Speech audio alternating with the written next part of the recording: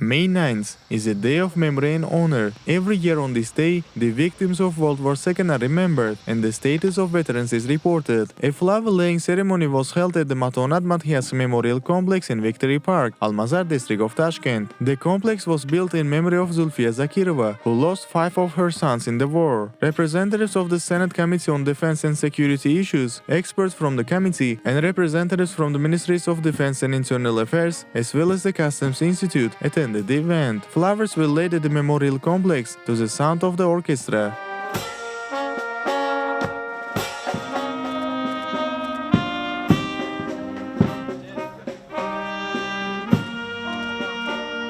Senator Kutbuddin Burhanov stated that the number of soldiers sent from Uzbekistan to the front lines and died during World War II has been underestimated until now. At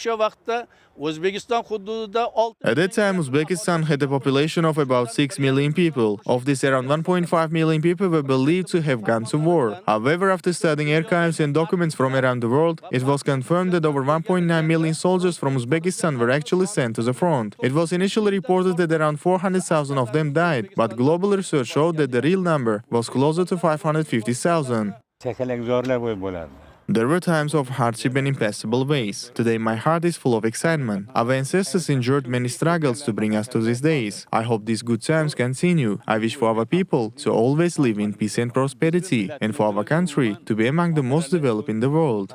A seminar was also held at the Honor and Pride Museum in the National Park on the topic "Honoring the participants of World War II and those who selflessly worked behind the front is one of the priorities of social policy." The event paid tribute to national heroes who showed great courage during the war and demonstrated dedication through honest labor behind the front lines. Speakers highlighted that it is the duty of today's generation to honor the veterans who survived intense battles and endured difficult times with patience and resilience. It was also noted that Uzbekistan welcomed nearly 1.5 million people who had lost their homes, parents and relatives, treating them as their own. The Uzbek people played a vital role not only on the battlefield, but also by supporting the war effort with military equipment, weapons, medicine, clothing and food. The seminar discussed efforts to trace more than 158,000 people who went missing during the war and to determine their fate. At the end of the event, several participants who presented reports were awarded certificates by the Senate of the Holy Majlis.